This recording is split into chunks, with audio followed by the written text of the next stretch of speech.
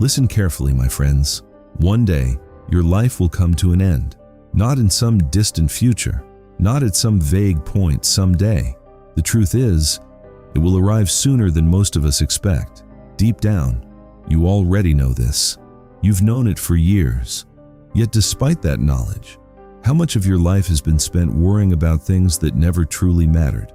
Arguing with strangers in traffic, constantly checking your phone for something new, reliving old conversations, avoiding difficult decisions, chasing approval, success, or possessions that were never guaranteed to be yours.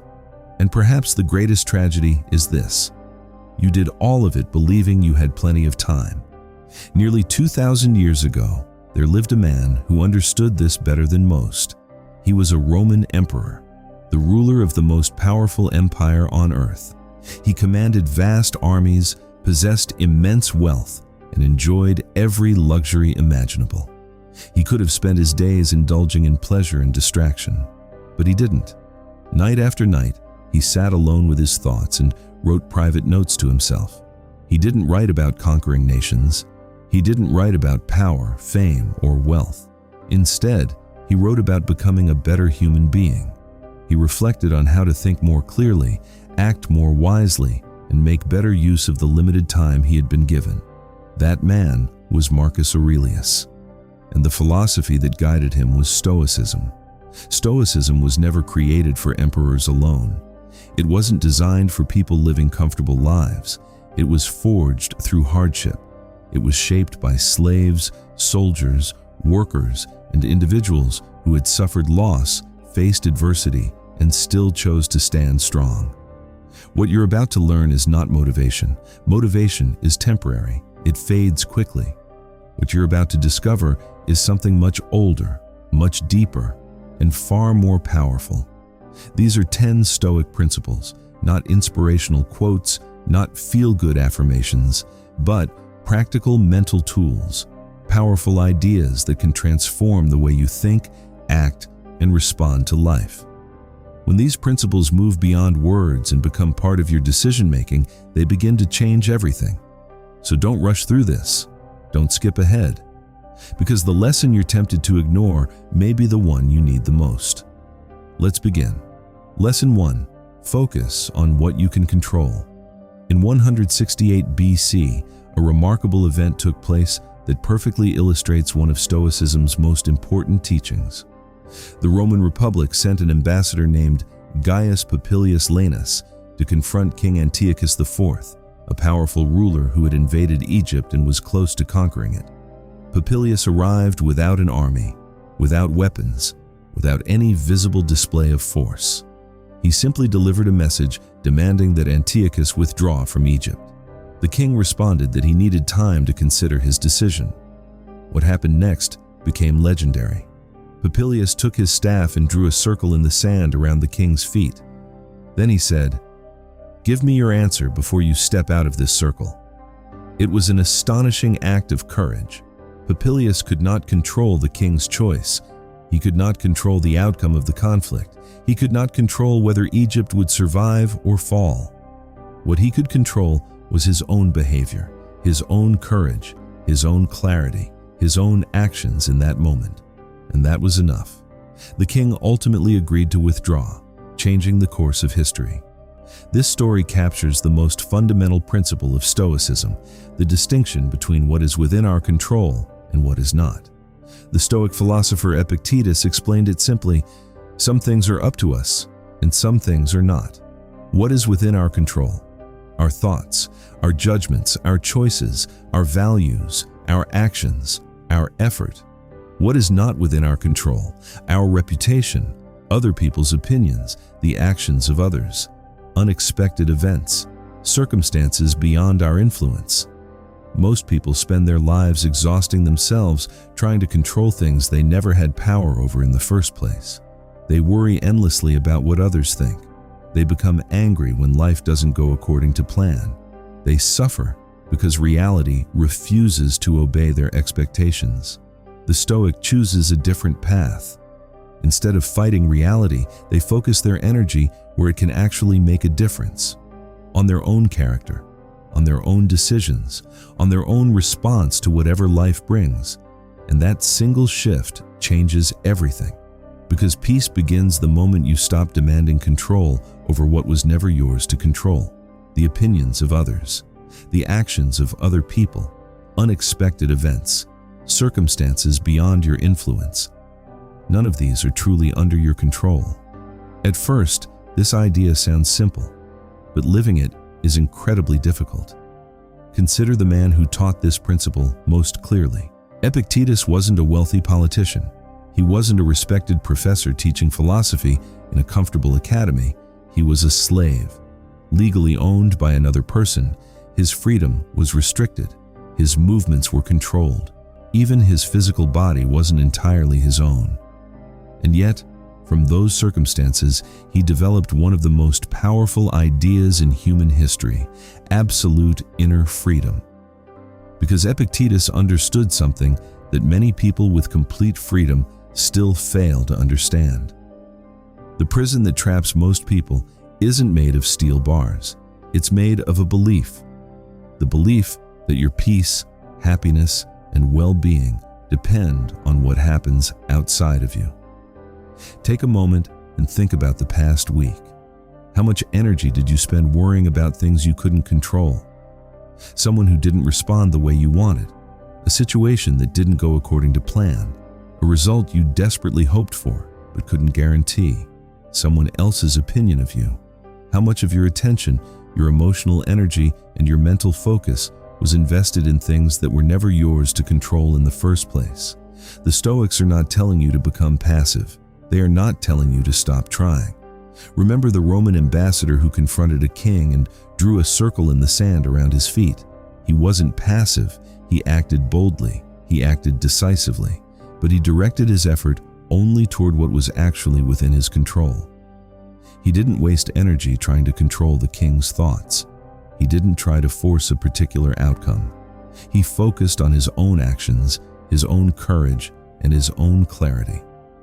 Then he allowed reality to unfold as it would. This principle asks something uncomfortable of us. It asks us to stop blaming uncontrollable circumstances for our suffering. The economy may create challenges, but it does not determine the size of your life. Other people's behavior may frustrate you, but it does not control your happiness. Difficult circumstances may slow your progress, but they do not decide whether you move forward. These obstacles are real. The Stoics never denied that. But they insisted that one thing always remains yours: your response. Completely yours. Always yours. No matter what happens. So draw the circle. Inside that circle are your thoughts, choices, actions, and character. Everything outside of it, let it be. Lesson 2. The obstacle is the way.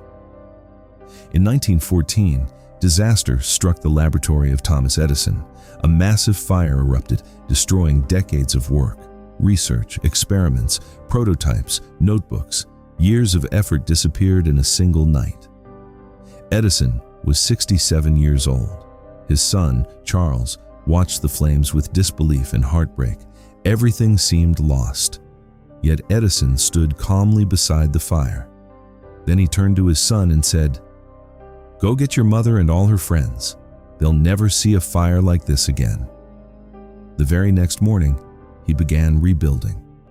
Marcus Aurelius expressed the same idea centuries earlier in a sentence that has survived for nearly 2,000 years.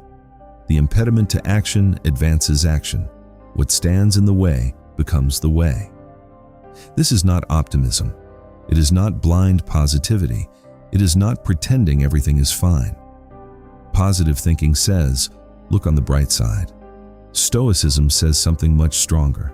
The obstacle itself is the path forward, not despite the obstacle, through it, because of it. The thing blocking your progress may be the very thing creating your growth. Think about your own life. Every setback revealed something. Every failure taught something. Every rejection contained information. Every disappointment exposed weaknesses in your assumptions, habits, or approach. Success often hides flaws. Failure exposes them, and that exposure creates the possibility for improvement. The ancient Spartans understood this principle deeply. Young boys entering the agage, their intense military training system, were intentionally given less food than they needed, not as punishment, not out of cruelty, but as training. They were expected to find ways to survive. They often stole food. If they were caught, they weren't punished for stealing. They were punished for getting caught. The lesson wasn't about theft. The lesson was resourcefulness, awareness, discipline, and adaptability. The hardship wasn't separate from the training. The hardship was the training. Weakness had to be discovered and strengthened before real battles exposed it. Today, many people make a different mistake. They treat comfort as the ultimate goal. They spend their lives trying to eliminate every inconvenience, every challenge, and every source of friction. But in doing so, they often remove the very experiences that build resilience, confidence, and strength. The Stoic philosopher Seneca wrote, "It is not because things are difficult that we do not dare. It is because we do not dare that things are difficult." Think about the challenge standing in front of you right now, the problem you've been avoiding, the difficulty you've been resisting, the obstacle you wish would disappear. What if it isn't proof that you're on the wrong path? What if it's evidence that life is asking something greater from you? The Stoics would tell you that the question isn't, "How do I avoid this?" The real question is, "What is this obstacle asking me to become?" Because every obstacle carries a hidden opportunity, not just to succeed, but to transform. Edison didn't spend his days mourning what had been lost. He didn't sit in despair, asking why the fire had happened. Instead, he studied the situation, learned from it, and moved forward. Within just a few weeks, he had already developed new plans and begun creating again. The destruction had forced him to see things differently. The obstacle had sharpened his thinking in a way that years of uninterrupted success never could. Lesson 3. Your mind is not your friend until you train it. In 49 BC, Julius Caesar stood at the edge of the Rubicon River. To most people, it looked like an ordinary river. But for Caesar, it represented one of the most important decisions of his life. Roman law was clear.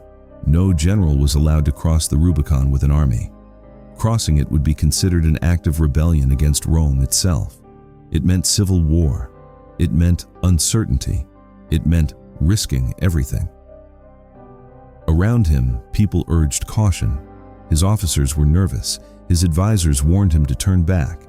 His enemies waited for him to make a mistake.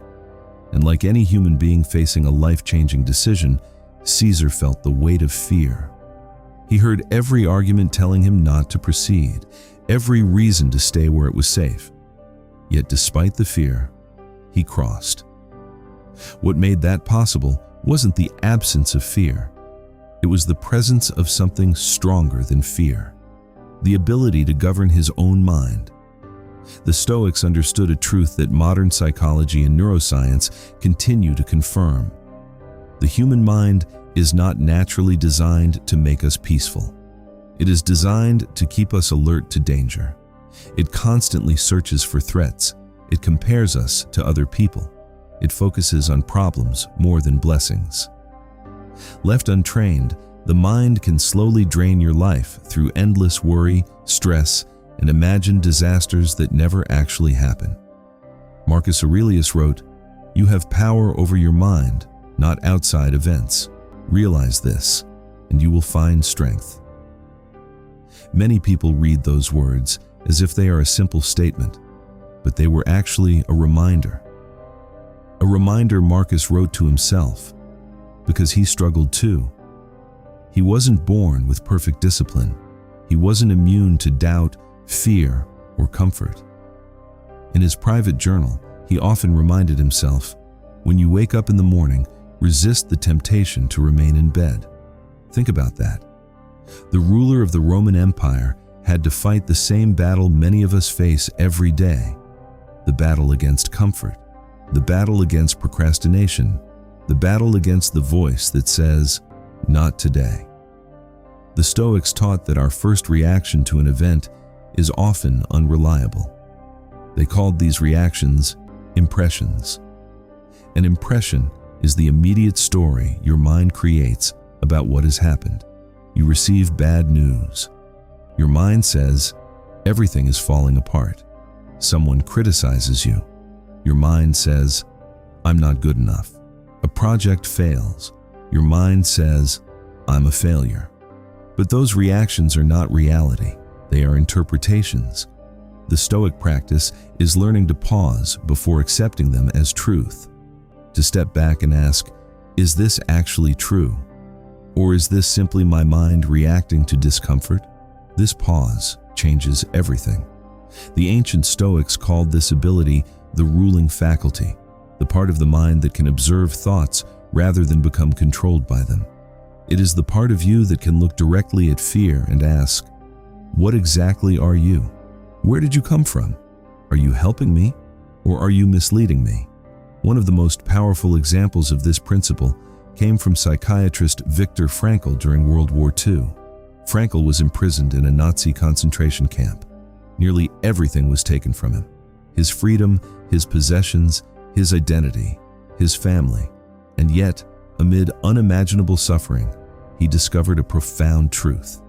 Even when everything external is taken away, one freedom remains: the freedom to choose your response. Frankl later wrote that between stimulus and response, there is a space, and within that space lies our power. An untrained mind fills that space instantly with reaction. A trained mind uses that space intentionally. This is why practices like meditation, self-reflection, journaling, and conscious awareness matter. They are not passive activities. They are training exercises. They strengthen your ability to remain in control when life becomes difficult. Because if you do not train your mind, something else will. The opinions of strangers, the news, social media, advertising, fear, distraction. The loudest voices around you will begin shaping the way you think, and what is loudest is rarely what is best. So train your mind, or allow the world to train it for you. Lesson 4. The power of voluntary discomfort. Seneca was one of the richest men in Rome. He advised emperors, owned large estates, lived with privileges most people could only dream about. Yet despite his wealth, he practiced something unusual. Several times each month, he voluntarily gave up his comforts. He ate simple food. He slept on hard surfaces. He wore rough clothing, not because he had to, because he chose to. Why? Because he wanted to answer a question that most people spend their entire lives avoiding. If everything I value were taken away, could I still endure? Could he survive without luxury? Could he remain strong without comfort? Could he maintain peace without possessions? Each time he practiced voluntary hardship, he discovered the same answer: yes. And that realization gave him something more valuable than wealth itself: freedom. Freedom from the fear of losing what he owned. Most people aren't controlled by what they possess. They are controlled by the fear of losing it. Seneca understood that true security doesn't come from having more. It comes from knowing you can handle less. This is the Stoic practice of voluntary discomfort, not suffering for the sake of suffering, not self-punishment, but training. A reminder that your strength comes from within, not from the comforts surrounding you. Because when you learn that you can survive hardship, fear begins to lose its grip on your life. This principle may be one of the most misunderstood and most neglected ideas in all of Stoicism. Today, we're surrounded by a culture obsessed with optimization. Everyone wants the fastest route, the easiest method, the most efficient system. We spend enormous amounts of energy trying to eliminate every inconvenience, every obstacle, and every form of discomfort from our lives. But the Stoics understood something that modern culture often forgets. The ability to endure discomfort is not a byproduct of character. It is how character is built. In the early years of naval aviation, aircraft carrier pilots faced some of the most dangerous conditions imaginable. To prepare them, trainers intentionally created situations that were unpredictable and difficult. Equipment would fail, communication would break down, unexpected problems would arise. The goal wasn't to make training easier, it was to make it harder, because experience had taught them a painful lesson. A pilot who has never faced chaos during training is most likely to panic when chaos appears in reality. The same principle applies to life. What does voluntary discomfort look like today? It's taking a cold shower, not because you enjoy it, but because you don't. It's having the difficult conversation you've been avoiding. It's choosing discipline when comfort is available. It's carrying the heavier load when you could have taken the easier path. It's fasting, training your body, sitting quietly with boredom instead of immediately reaching for your phone. These aren't random acts of self-denial. They serve a purpose. Every time you willingly choose the harder path when an easier one exists, you strengthen something within yourself. You prove that your well-being does not depend on constant comfort. You discover that you're capable of far more than convenience has allowed you to realize. And once you know that, something changes. You stop fearing loss because you've already practiced living with less. You stop fearing discomfort because you've willingly faced it. You stop fearing uncertainty because you've learned that you can survive difficult experiences. Epictetus once wrote, "Do not seek for events to happen as you wish, but wish them to happen as they do happen, and your life will flow smoothly." Many people misunderstand this idea. They think it means surrender, giving up, accepting whatever happens without resistance. But that's not what Epictetus meant. This mindset comes from experience, from repeatedly testing yourself against reality and discovering that you can handle more than you thought. The Stoic doesn't trust life to be easy. He trusts himself to meet whatever life brings. Practice the hard thing voluntarily, before life chooses it for you. Lesson 5. Virtue is the only wealth that lasts. In 399 BC, Socrates faced a decision that would define his legacy forever. The city of Athens, his home, the place he loved and served throughout his life, had sentenced him to death. He was accused of corrupting the youth and disrespecting the gods of the city. The punishment was execution. But there was another option. His friends had arranged an escape. The guards could be bribed. The prison could be left behind. He could flee and continue living elsewhere. Most people would have taken that opportunity. Socrates refused. Instead, he accepted the sentence and drank the poison hemlock. Why? Because escaping would have contradicted everything he had spent his life teaching. A man who speaks about virtue cannot abandon it the moment it becomes inconvenient. For the Stoics, this idea became the foundation of their entire philosophy. Virtue is the only true good. Not wealth, not power, not pleasure, not fame.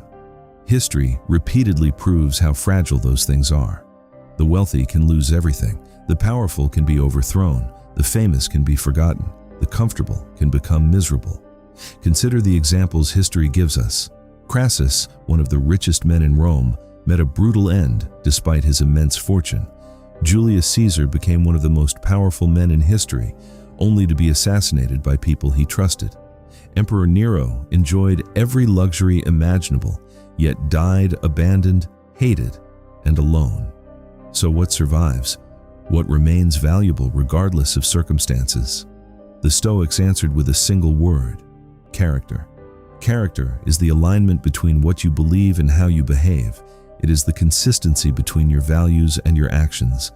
It is doing what is right when no one is watching, and continuing to do what is right when it costs you something. Marcus Aurelius ruled the Roman Empire for nearly 2 decades. He possessed extraordinary power, the kind of power that had corrupted many rulers before him. He could silence critics, ignore accountability, indulge every desire. Yet when we read his private writings, we find something remarkable. Not a man congratulating himself, not a man celebrating his status, but a man constantly examining himself, correcting himself, holding himself accountable, trying to become better, again and again. That is Stoic virtue, not virtue performed for applause, not morality displayed for approval. but integrity that remains intact when compromise would be easier, when betrayal would be profitable, when abandoning your principles would make life more comfortable. The Stoics believed that virtue alone is sufficient for a good life, not because it guarantees success, but because it protects something more important than success: your self-respect. A person who knows they acted honorably can endure setbacks, losses, criticism, and hardship. Their foundation remains intact. But a person who gains wealth, status, and recognition by sacrificing integrity often discovers that external success cannot repair internal emptiness. No achievement can replace a damaged conscience. History provides another example. In 1940, Britain stood on the brink of disaster. France had fallen. Most of Europe was under Nazi control. Many leaders believed negotiation was the only option. Even members of the British government considered surrender. Yet Winston Churchill refused, not because victory was guaranteed, but because he believed there were principles more important than survival. There are defeats from which recovery is possible, and there are compromises from which recovery is impossible. For Churchill, surrender belonged to the second category. In that moment, integrity mattered more than certainty. The Stoics would ask you a difficult question: what are you exchanging your integrity for? Convenience, approval, money, comfort, status? And if you continue making those exchanges year after year, what will the total cost be? Think carefully, because every compromise earns a short-term reward, but it also leaves a long-term debt. Lesson 6. Time is the one resource you're always spending. Seneca began one of his most famous letters with a statement that becomes more powerful as we grow older. It is not that we have a short time to live, but that we waste much of it. He wasn't writing to a lazy man. He was writing to Paulinus, one of Rome's busiest and most respected officials, a man with responsibilities, obligations, and endless demands on his attention. And yet Seneca saw something that many people still fail to see today. The greatest tragedy isn't that life is short. The greatest tragedy is how casually we spend the time we are given. Paulinus was one of the most important officials in Rome.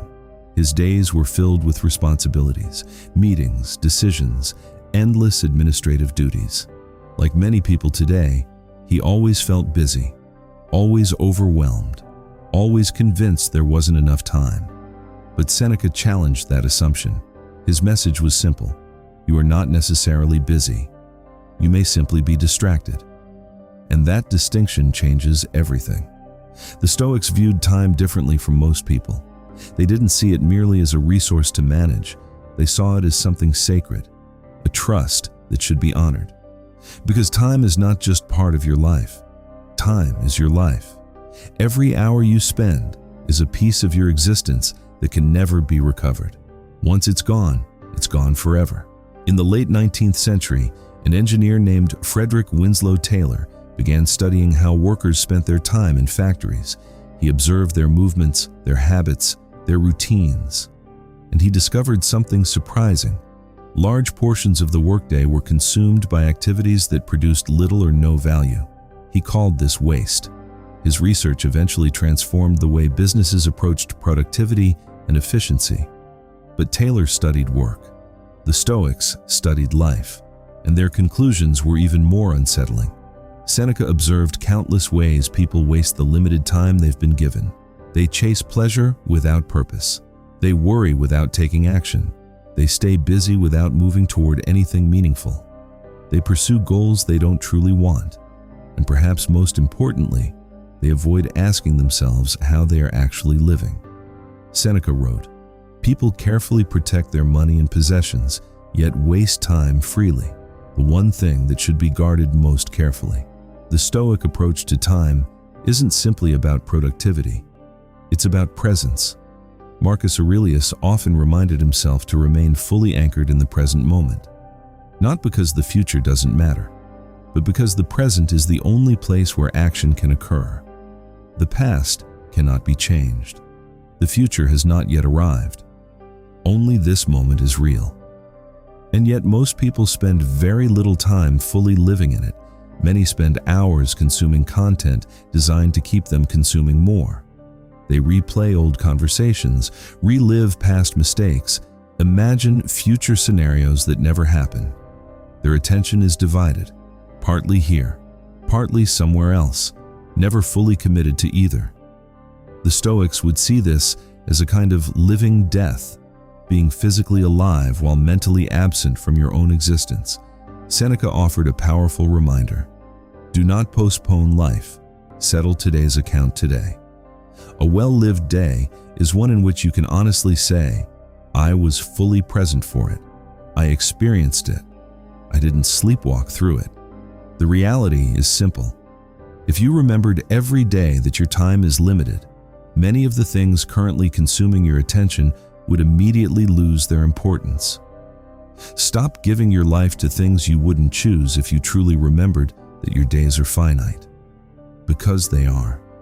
Lesson 7. The Stoic Secret of Negative Visualization.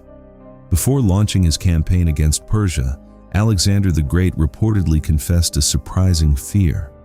It wasn't fear of defeat. It wasn't fear of his enemies. It was the fear of becoming too comfortable, the fear of forgetting what he could lose. The Stoics understood something deeply human. We adapt to good fortune remarkably fast. What once felt extraordinary soon feels normal. What once felt like a dream becomes routine, and what once filled us with gratitude eventually becomes invisible. Think about your own life. Many of the things you currently take for granted are things your younger self desperately wished for. The opportunities you have, the people around you, the stability you've built, the experiences you've gained.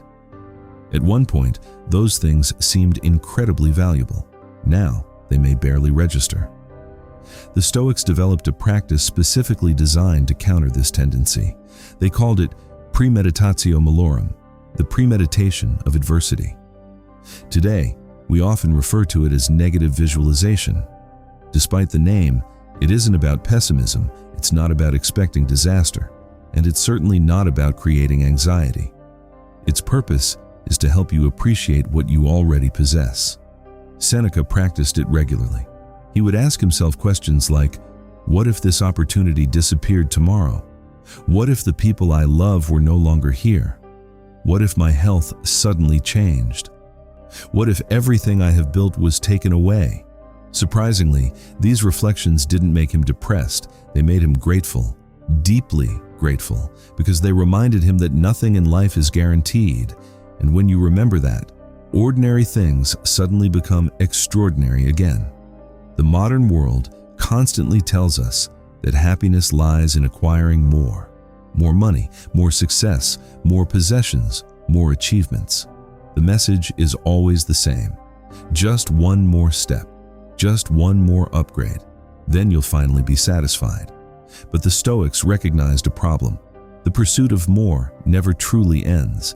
Every achievement creates another desire. Every milestone reveals another destination. More often creates more wanting, not more peace. The only way to interrupt this cycle is to consciously remember what life would look like without what you already have. Modern psychology has confirmed what the Stoics understood centuries ago. Researchers studying lottery winners discovered that after an initial surge of excitement, most eventually returned to roughly their previous level of happiness. Similarly, many individuals who experienced severe life-changing setbacks also returned over time to a surprisingly similar emotional baseline. The human mind adapts, it adjusts, it normalizes both gains and losses. Today, this phenomenon is called hedonic adaptation. The Stoics didn't have that term, but they developed a practical solution. By occasionally imagining the loss of what you value, you interrupt the process of taking it for granted. You restore appreciation, you rediscover value, you begin seeing familiar things with fresh eyes. Marcus Aurelius regularly reflected on the possibility that he could lose everything: his family, his health, his position, even his life, not because he wanted to suffer, but because he wanted to remain fully awake to what he still had. He wanted to love the people around him while they were still here, to appreciate his blessings while they still existed, to be present instead of constantly chasing some imagined future. Tonight, spend 5 quiet minutes reflecting on this question. What in your life would you deeply miss if it disappeared tomorrow? A relationship, your health, your work, your home, the people you love? Don't do this to frighten yourself. Do it to remind yourself how much value already exists in your life. Because gratitude often begins when we stop assuming that what we have today will always be there tomorrow. The purpose of this practice is not to make yourself anxious. It is to help you see your life clearly again, to remove the fog of familiarity, to recognize the value of what has become ordinary simply because it has been present for so long. Lesson 8, The Examined Life. Why most people avoid looking within. In 1961, political philosopher Hannah Arendt attended the trial of Adolf Eichmann, one of the key administrators responsible for organizing the logistics of the Holocaust. She expected to find a monster, someone obviously evil, someone whose appearance, behavior, or personality would explain how such horrific crimes could have been committed. But that isn't what she found. Instead, she encountered a remarkably ordinary man. Not a raging fanatic, not a terrifying villain, just a bureaucrat who had spent years convincing himself that he was simply doing his job. He told himself comfortable stories. I was following orders. My role was only administrative. I wasn't personally responsible. Arendt's conclusion shocked the world. She called it the banality of evil. Her insight was deeply unsettling. The greatest harms in history are not always committed by people who see themselves as evil. Often, they are committed by ordinary people who never examine themselves deeply enough to understand what they are doing or why they are doing it. Centuries earlier, Socrates had arrived at a similar realization. He famously declared, "The unexamined life is not worth living." He said these words while standing trial for his own life. He was offered opportunities to avoid conflict, to stop questioning, to live quietly, to leave Athens and preserve his safety. But he refused, because for Socrates, examining life wasn't a hobby. It was the essence of being truly alive. The Stoics adopted this principle and made self-examination a daily discipline. Epictetus encouraged his students to review themselves every evening. What did I do today? Why did I do it? Did my actions reflect my values? Where did I fall short? What does that failure reveal about what I still need to learn? Seneca practiced something similar. At the end of each day, he would sit quietly and replay his actions in his mind. He wrote, "When the light has been removed and my wife has fallen silent, I examine my entire day."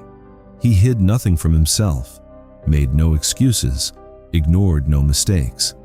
Because there is a profound difference between simply having experiences and actually learning from them. Many people avoid self-reflection, not because they're lazy, but because it's uncomfortable. True self-examination forces you to confront things you'd rather ignore. Your excuses, your contradictions, your bad habits. The gap between the person you claim to be and the person you actually are when life becomes difficult. It's not pleasant, but that's exactly why it's necessary. The discomfort is evidence that you're touching reality. It is truth rubbing against self-deception. And if you never create that friction, self-deception eventually hardens into identity. You become the story you've been telling yourself, whether it's true or not. Even Marcus Aurelius struggled with this. Despite being emperor of Rome and one of the most powerful men on earth, his private journal reveals a man constantly examining his own shortcomings. He admitted moments of impatience, moments of weakness, moments when he failed to live up to his own standards. He wasn't writing for an audience. He never intended anyone to read those words. He wrote them because honest self-reflection was the only way to continue growing. The important question isn't, am I a good person? Almost everyone believes they are. The real question is, Have I examined myself honestly enough to know? Lesson 9. The discipline of desire, learning to want the right things. In 356 BC, something extraordinary happened in the ancient city of Ephesus. The magnificent temple of Artemis, one of the 7 wonders of the ancient world, was burned to the ground. The man responsible was named Herostratus. He wasn't motivated by politics. He wasn't motivated by religion. He wasn't seeking justice. He wanted only one thing: to be remembered, to make his name immortal. The city responded by sentencing him to death and banning anyone from ever speaking his name again. Their goal was simple: erase him from history. But the attempt failed. The very act of banning his name ensured that historians would record it. And so, through destruction, Herostratus achieved exactly what he wanted. People still remember him today. His story illustrates a powerful Stoic lesson. Desire itself isn't the problem. The problem is corrupted desire. Wanting something so intensely or through such distorted means that the pursuit becomes destructive. Epictetus believed that much of human suffering comes from directing desire toward the wrong targets, not because desire is bad, but because we often place our happiness in things we cannot control. He made an important distinction: the difference between desire and will. Desire focuses outward. It focuses on outcomes, recognition, success, approval, results. Will focuses inward. It focuses on effort, character, choices, conduct, the quality of your response. The Stoics never said, "Stop wanting." They said, "Want wisely. Want things that your own actions can influence. Want excellence in your effort. Want integrity in your behavior. Want courage in difficult moments, because those things belong to you." Think about how much suffering comes from attaching happiness to outcomes: a promotion, a relationship, recognition, success. All of these depend partly on factors outside your control: other people, circumstances, timing, luck. The moment your peace depends entirely on those things, you've handed your emotional well-being over to forces you cannot command. The Stoic solution is simple, though not easy. Shift your focus from outcomes to actions. Instead of saying, "I'll be happy when I succeed," say, "I'll give my best effort, act with integrity, and accept whatever result follows." This doesn't mean you stop caring about success.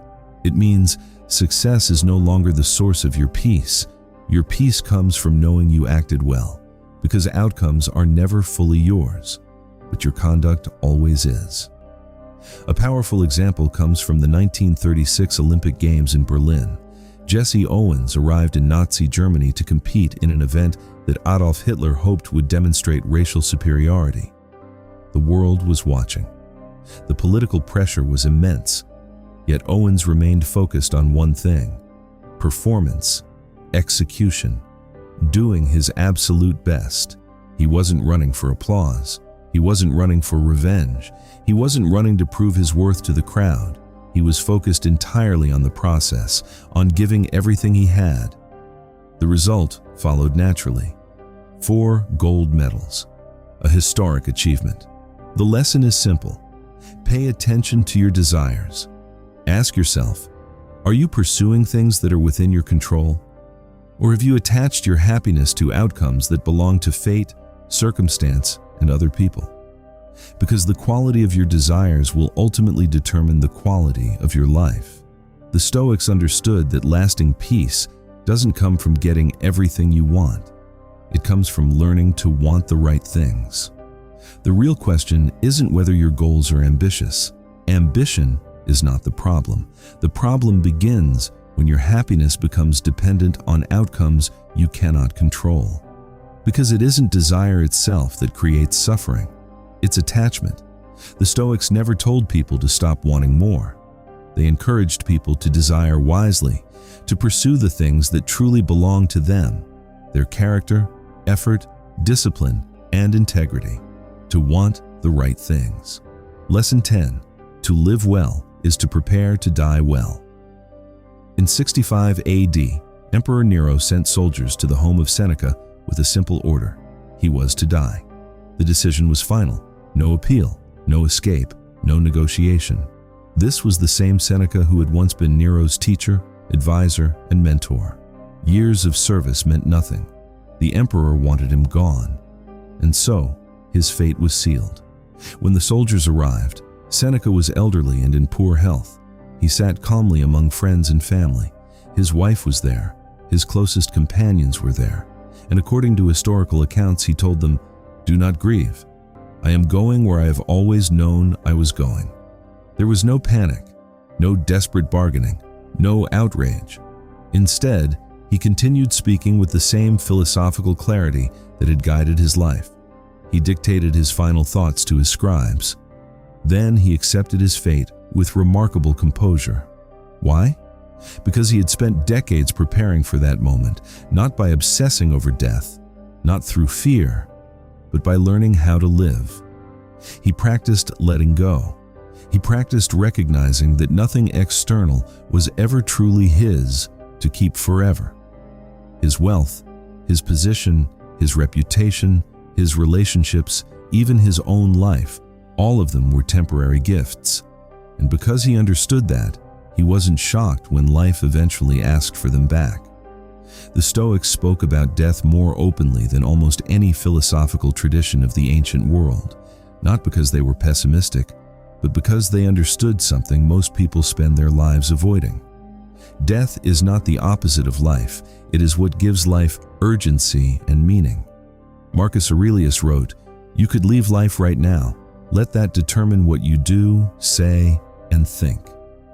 This isn't a statement of despair, it's a tool for clarity. When you genuinely remember that your time is limited, many of the things that currently consume your attention lose their importance.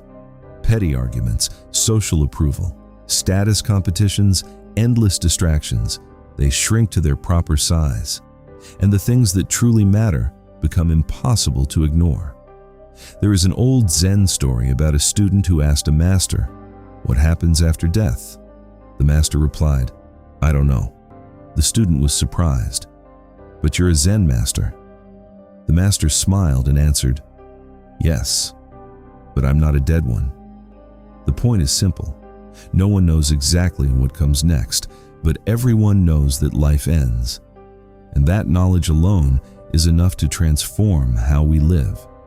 Seneca understood this deeply. As he faced his final hours, he wasn't discovering mortality for the first time. He had carried that awareness throughout his life. And because of that, death did not arrive as an unexpected visitor. It arrived as something he had long accepted. Research on people who have survived near-death experiences reveals a fascinating pattern. Many return with dramatically different priorities. The things that once consumed them often lose their importance: status, competition, possessions, social comparisons, trivial conflicts. Suddenly, they seem insignificant. Instead, attention shifts toward deeper things: relationships, presence, meaning, love, purpose. The Stoics ask a powerful question: why wait for a near-death experience to discover what truly matters? You already know the essential truth. One day, your life will end. One day, every person you love will also be gone. One day, everything you have built will belong to history. The Stoics don't ask you to fear this reality. They ask you to use it, to let that awareness influence your decisions today. Not tomorrow, not when you're older, not after retirement. Today. Because people who keep death in view do not live smaller lives. They live fuller ones. They stop wasting years on things they don't genuinely care about. They stop performing for audiences whose approval they don't truly need. They stop postponing what matters most. Marcus Aurelius understood this lesson through painful experience. During his lifetime, he lost multiple children. He buried loved ones. He watched friends and mentors die. He led an empire through war, disease, uncertainty, and crisis. And despite all of it, he continued showing up, continued learning, continued leading, continued holding himself accountable to the principles he believed in. not because it was easy, but because he believed that was what life required. And that brings us to the final Stoic question. A question worth asking honestly. If you knew exactly how much time remained in your life, would you spend today the way you spent today? Would you focus on the same things? Worry about the same problems? Spend your hours the same way? If the answer is no, then the most important thing is not what you've learned. It's what you'll do next. For over 2,000 years, people from every walk of life have wrestled with these same questions. Slaves, soldiers, exiles, merchants, philosophers, emperors. None of them found perfect answers. Neither will we. But together, they developed a philosophy that has survived every empire, every ideology, and every age that believed it had discovered something better. Why? Because Stoicism is built upon truths that do not change. The human mind can be trained or left undisciplined. Obstacles can become opportunities or excuses. Time can be invested intentionally or wasted without thought. Character can be strengthened through difficult choices or slowly weakened by comfortable ones. And when death eventually arrives, it reveals something with complete honesty, whether we truly lived. You now have 10 Stoic principles, not motivational slogans, not temporary inspiration, but practical tools. Tools that can change the direction of your life if you apply them consistently, especially during difficult moments. The Stoics never demanded perfection. They asked for something more realistic and more valuable: honesty, the courage to see yourself clearly, the discipline to act according to your highest values, and the strength to face whatever life brings, whether it is success or failure, joy or pain, triumph or tragedy, with a prepared and steady mind. And that preparation doesn't begin tomorrow. It begins right now, with the very next decision you make, no matter how small it seems. Because above all else, the Stoics understood one timeless truth. This moment is the moment. There is no other. The life you are waiting to live is already happening, and the choice is yours.